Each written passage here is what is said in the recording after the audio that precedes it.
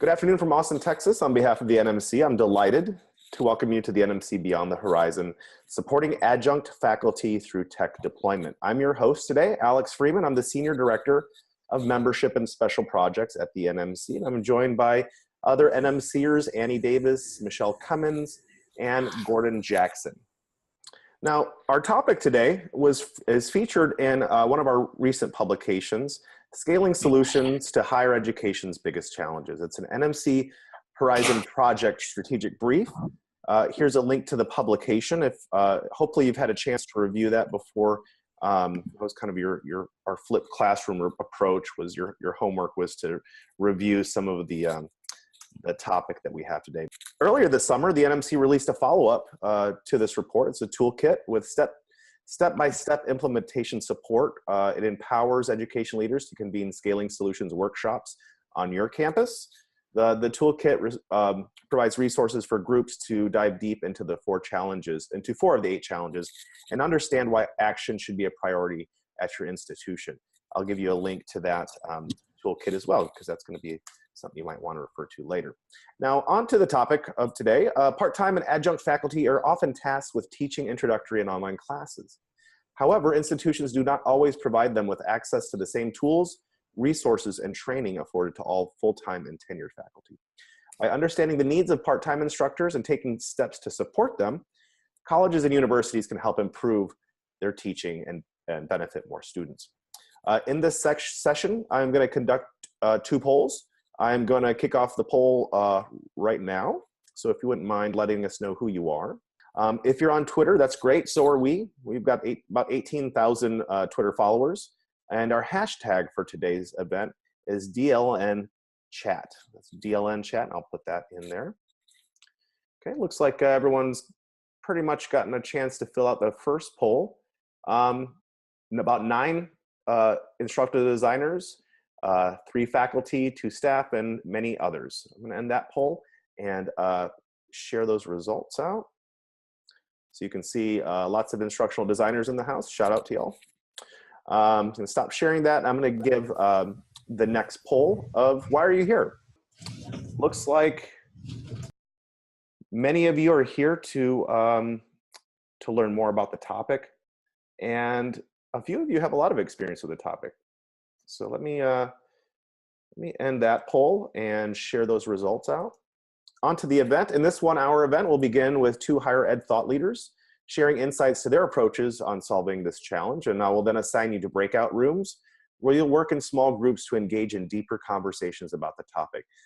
If you have a camera, it's really best if you can turn it on when we're in the breakout rooms. And when you're in the breakout rooms, you'll be able to unmute and then have a conversation with each other. We'll have 3 different facilitated rooms that you'll be dropped into. And it's always great to be able to connect with us via video and voice. So make sure that you're ready to do that once we get into the second part of the program. Now, a shout out to TIAA Institute for helping secure the following speakers and facilitators for today's program. Our first facilitator is Brian Best. He's the Assistant Director of Instructional Technology at University of Laverne. Our second presenter is Kevin Egan. He's the Assistant Professor in Residence, University of California, Los Angeles.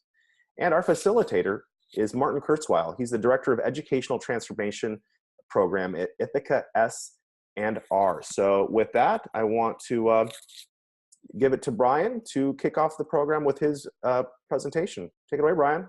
Thanks, Alex. That's funny. That's the first time thought leader and my name have been used in the same sentence. That's all right. I'll have to tell my wife about that so she can start leaving me alone. Let me share my presentation. So hopefully everyone can see that. A little bit about my background here at the University of Laverne. So I've been here about 14 years, and it's been interesting trying to recall all the things that we have tried, things that we've experienced over this time frame. I can barely remember what I did over the weekend when somebody asked me on Monday. So this was a nice exercise to reflect, something I need to do more. So when we first got here, I was brought in to support the adjunct faculty specifically. I worked for the what was then called the School of Continuing Education in our Distance Learning Center, and my focus was, of course, the LMS administration, because we were just getting the online programs off to a start, and all of the adjunct faculty at our regional sites. It didn't take long for us to start to experience some structural changes, and you can kind of see that these are just two of the name tags I've had over the years. I didn't want to put all of them. That would have been just crazy. So, you know, when you go through those types of things, it kind of shakes things up for the adjuncts, especially. You know, you get used to one structure and one flow, then that gets shifted on you, and then the new unit or reimagined unit has a different focus, and so the adjuncts especially are the ones that have to keep adjusting to that. One important thing to keep in mind is that we are outside of the IT structure, so that has been some challenge because I focus completely on instructional technology. So the relationship building has been huge to make sure our adjuncts get the right kind of resources that they need. And then overall, my focus was to train, not just train, but also to inspire. You know, what else can we do? What more can we and I do as an adjunct faculty coming from one campus or from one university, or even from my job coming to teach this class. So after, one of the other challenges that we had, sorry, I went a little too far, thinking about our geographic dispersion. So we have to support all of the faculty at these different sites within Southern and Central California. So that's a little tough, thinking about how can we make sure that all of the adjuncts get the support that they need in the time that they need, irrespective of where they are located. Also, some of the other challenges with this are the corporate partnerships that we have. So some of our adjuncts have to teach some of their courses at corporate sites, and all of the technological roadblocks that they have there are challenging. So some have firewalls where they can't even use the resources that we may be helping them to start using. They're blocked by that. And we also have to think about some of the typical start times for the classes that a lot of our adjuncts are teaching. They usually start towards the evening, and our business hours are more normalized, 8 to 5. So how do we make sure those adjunct instructors get the just-in-time support that they need when they're about to launch their class, just getting to the campus? So a couple of things that we have tried over time, just adjusting some of my notes. We partner a lot with our IT department. We have to. So one of the projects that we had when we redid all of our smart classrooms over all of the university, how do we make sure that we get our faculty ready? Because they don't have time to come to a workshop that may be scheduled in the middle of the day. So we worked with our student employees, who were phenomenal in this project, to develop just-in-time training that a faculty member could bring up right there in the classroom, or that they could look at before they got to the classroom, any things that we can refer them to. That was very important. We also did a lot of partnering with our IT and library doing regional site visits. So we would do a roadshow where an adjunct faculty, a group of adjuncts, could get access to all of the technologically related support systems in one sitting. So it's one thing for me to try and show them how to use this particular system, but if they can't get into the network, it doesn't even matter.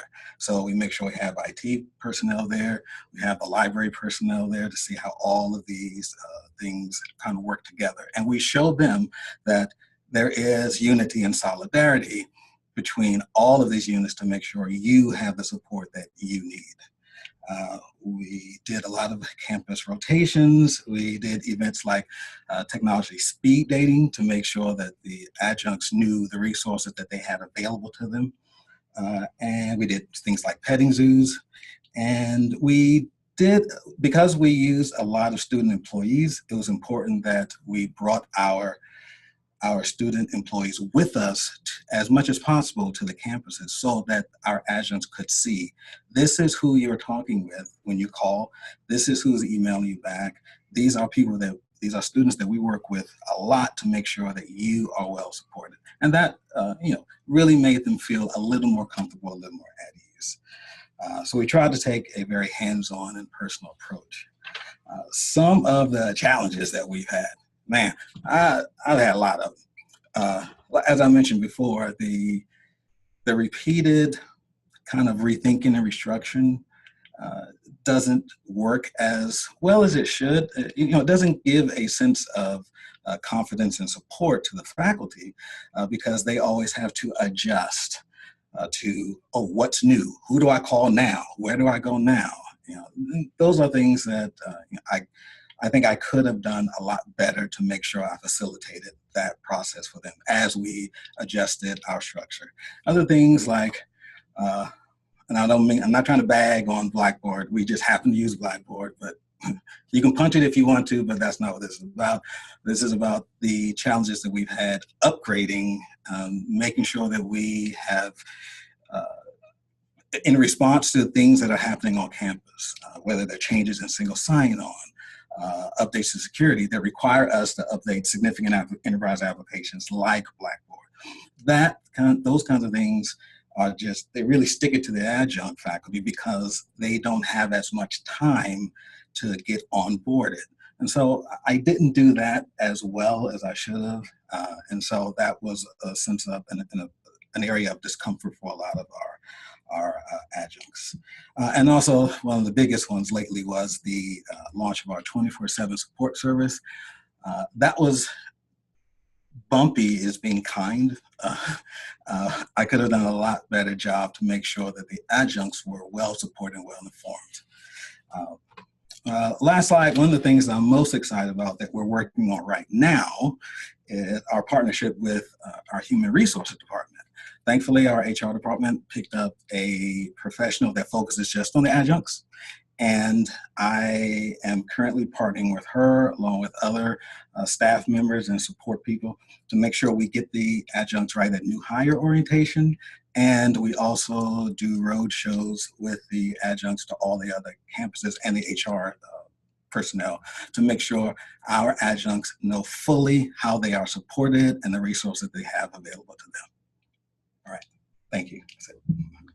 Great, thank you, Brian. I'm going to turn it over to Kevin Egan, our second presenter. And Brian, if you wouldn't mind, I think there is a question in the chat for you. If you wouldn't mind answering that in the chat while we turn it over to Kevin. Absolutely. Thanks. Great. So I'm Kevin Egan. I am an assistant professor in residence in the Department of Education at UCLA, and I am also the managing director of the Higher Education Research Institute. If you're not familiar with HARRY, we're a policy research organization for higher education. We do several national surveys of college students and college faculty and now college staff. And so some of what I'm going to talk about comes from those surveys. Wanted to give an overview or kind of a snapshot of the context for adjunct faculty or part-time faculty in the US. We know that part-time faculty tend to be underpaid. It's one of the reasons why this form of labor has become so popular within colleges and universities. It's cheap labor, it's flexible labor. There's no longer term commitment to these individuals, so campuses can bring part-time faculty on for a term or a year and then not rehire them. We also know that part-time faculty are not monolith. There's a good number of part-time faculty who are teaching part-time while working full-time in industry, and they're identified by campuses mainly for their specialized skill set or their experience in a particular applied field. And then there are the part-time faculty who are really interested in those full-time positions, but they just can't find them. And there becomes a stigma attached occasionally as to why they can't find that full-time position. These are faculty who might be teaching part-time in English or in math, unable to get that full-time tenure track position. What some of the research that I have done earlier in my career focused on student outcomes with respect to their exposure to part-time faculty. And by and large, the findings were not so positive for part-timers.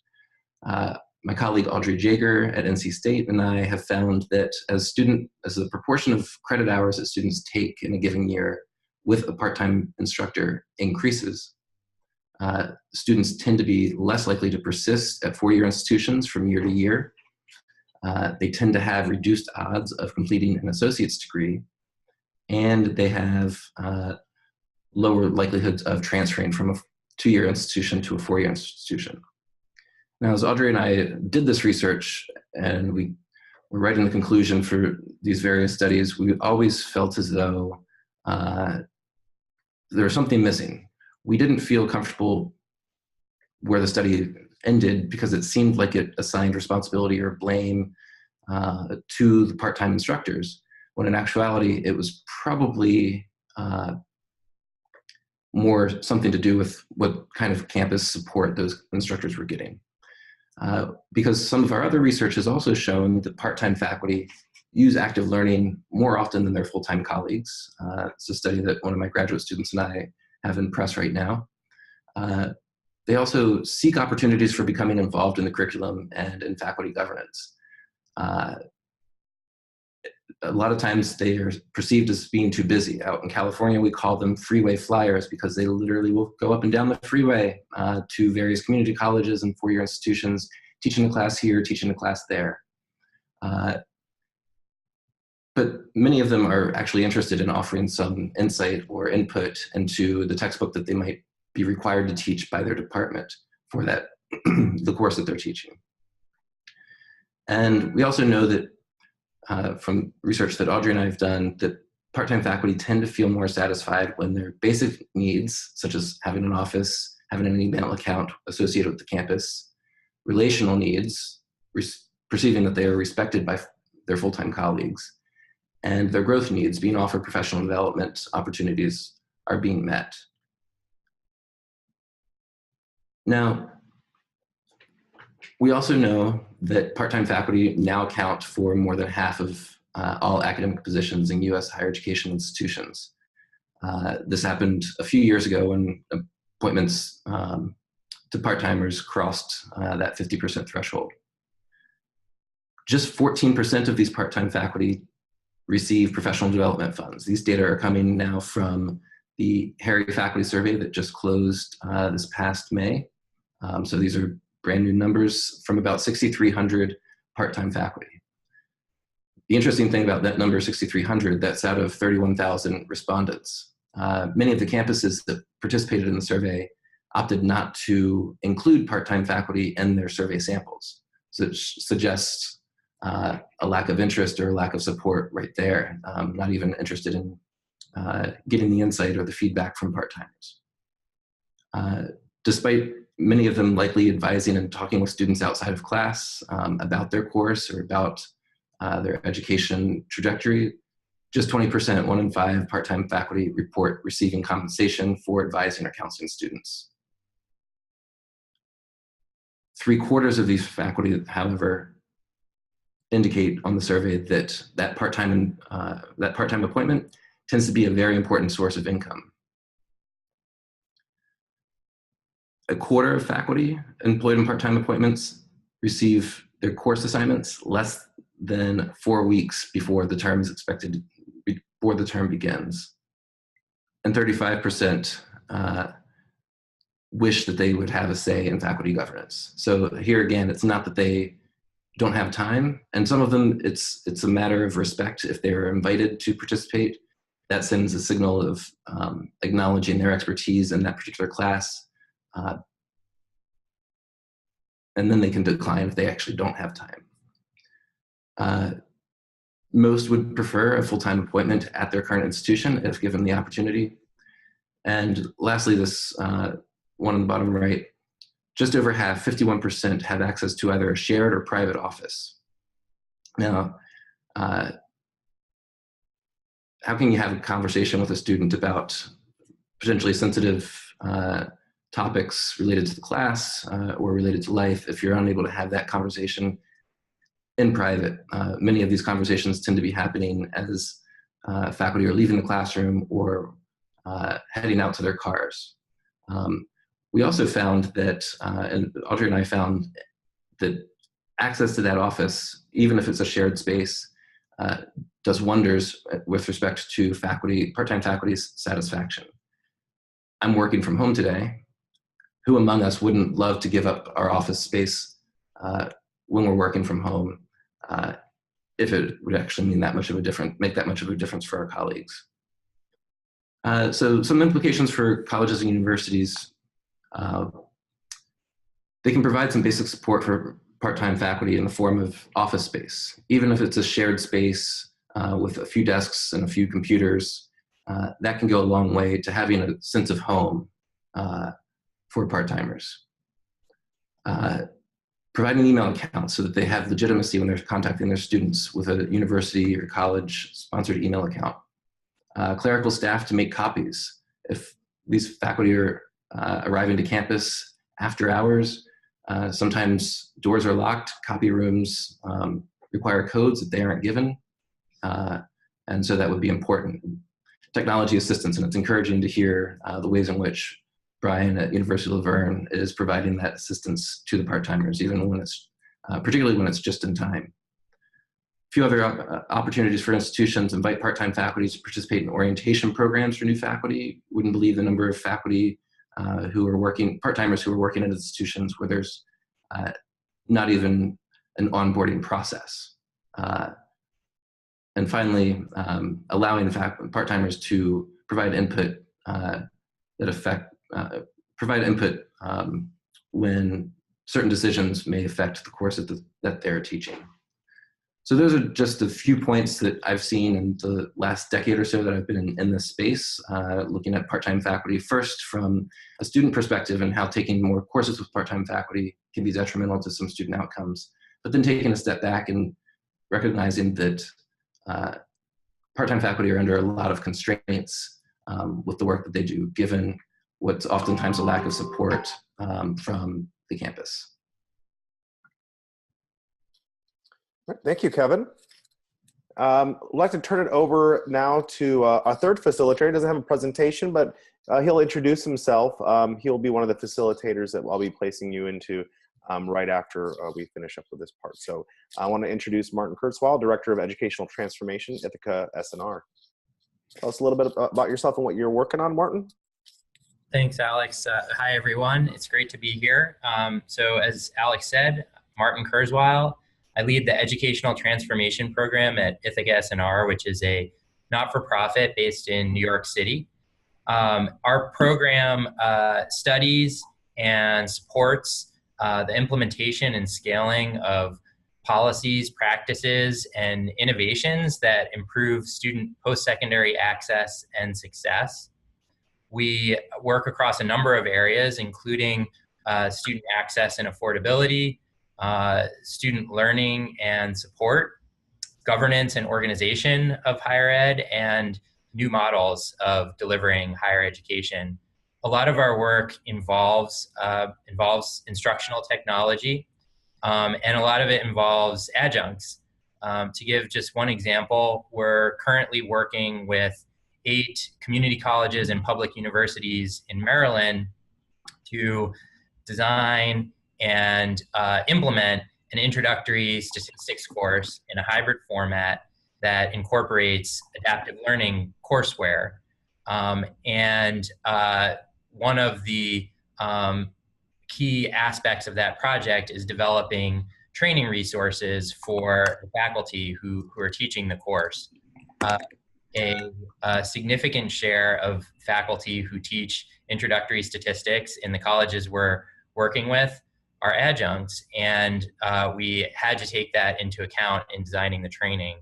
So we've modularized it, we've recorded it to allow folks to take it asynchronously, and in the next iteration, we're going to be incorporating some of the adaptive technology that we use in the course itself into the training modules to really bring some of that instructional design into the training of faculty as well.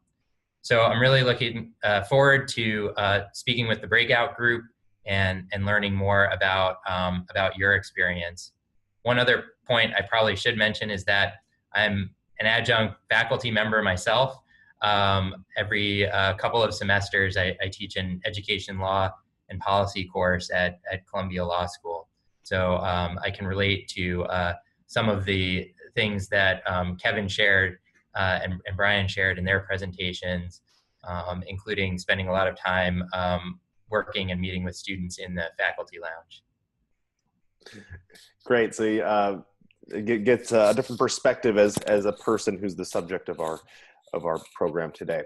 All right, so now we're going to move into the second part of our program, which is to have a discussion. So I would like to invite you to turn your cameras on if you have them available. It's a much better discussion if we can see each other. I am going to invite you into these breakout rooms, and then I may need to do a little bit of reorganization, and then I will let you know when we're going to come back into plenary. And when we come back into plenary, we'll have a reporting out so that we can hear what other people were talking about in their rooms. So I'm going to start that process right now.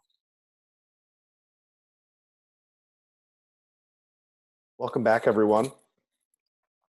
I was able to jump back and forth between all three rooms and get a sense that some good conversations were going.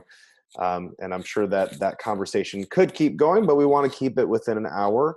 And we would like to take an opportunity now to hear about what the others were saying in the room that you weren't in. So for the next last little portion of this program, we'll spend about 2 or 3 minutes per room to share out kind of your thoughts. How are we going to move this challenge forward? What kind of solutions are working? What are some lingering questions that we need to think about? So I want to turn it over to our first group, which was Kevin Egan. Kevin, what did your group talk about?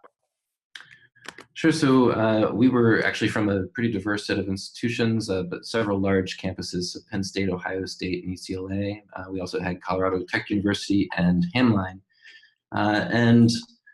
Some folks talked about how the best way to connect with part-timers and start to engage with them was one-on-one, in part because they're not often in the traditional communication channels of the institution. So they're not part of faculty listservs or newsletters.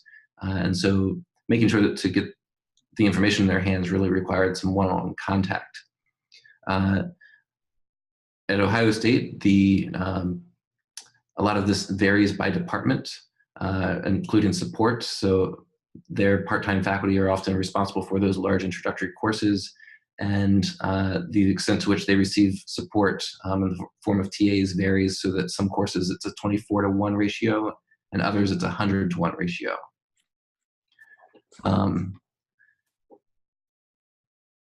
Faculty at Penn State tend to be motivated to make an impact on the community and get assigned to develop new courses. They're motivated to help out in that development because they're wanting to impress their colleagues, get that full-time position. But occasionally they're not then invited to teach that course that they've subsequently developed.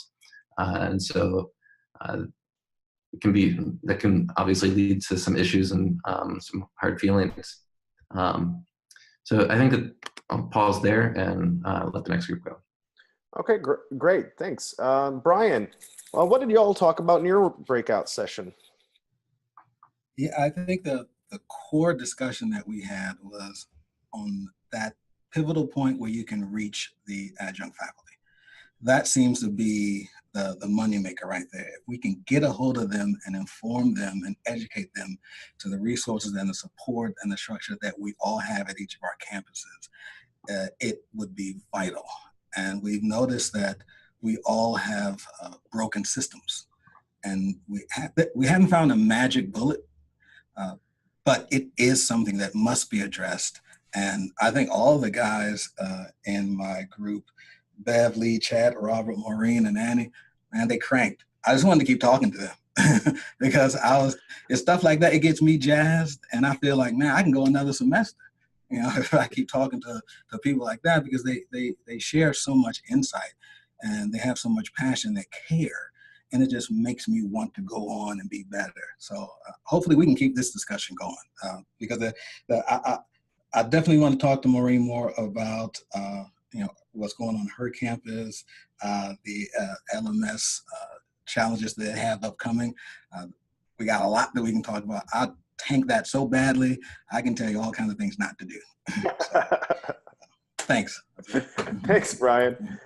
Right, great. That's one of the things we like to accomplish in these breakout sessions, and have the opportunity to connect with other people that are working on this challenge, and try to see what might work in your context. Lastly, I want to turn over to Martin. Martin, what did your group talk about? Great. Well, we also had a really stimulating conversation, quite productive for the short amount of time. Travis, Sean, Kara, and Tim are from a range of institutions around the US and Canada, and have a lot of collective experience in being and preparing adjunct faculty.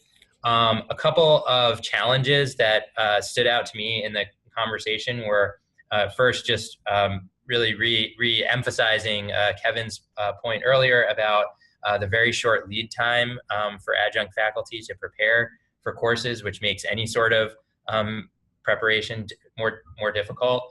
But then also, I thought a really interesting point, which is that adjunct faculty are more often going to be facing a completely new system because they are moving around so much, or teaching at different institutions or in different departments. And that presents two problems. One is that they are going to be unfamiliar with the system that they're working with and have to kind of start from scratch, potentially. And second, they may have less motivation to invest in learning that system if they aren't sure they're going to ever use it again after this semester. So it's kind of a double-edged problem.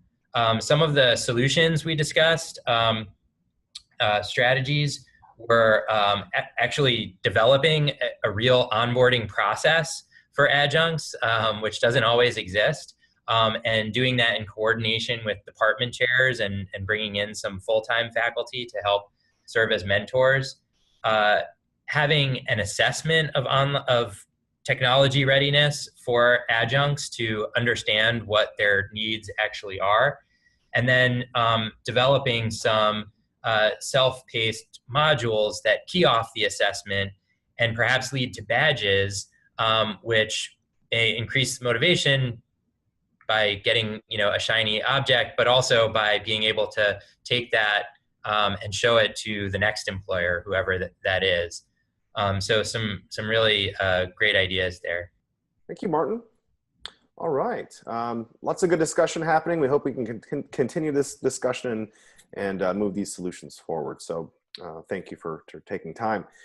To wrap up today's program, I would like to thank our presenters and facilitators, and on behalf of the NMC, for taking time to lead today's discussions. Participants, if you are not an NMC member, consider being one today. I'm going to drop that link in one last time. The NMC is made up of a community of many of you. We help to bring you together to share ideas, and we'd love to have you join in a more formal manner if you have the ability to. Just wanted to have you save the date. Our next NMC Beyond the Horizon is on October 18th, and it's called Innovation Implementation Learning Curves. So I'm sure we've all faced those learning curves in some form or another. So we're going to dive deep into that. We have Gates Bryant going to share some research, and another presenter that will be announced soon. So please keep an eye out for that. Actually, I can I can drop the link into the chat here. If you would like to register for that today, we'd love to have you. With that, it's top of the hour, and I'd like to thank you for spending time with us today. All right, thank you, everyone.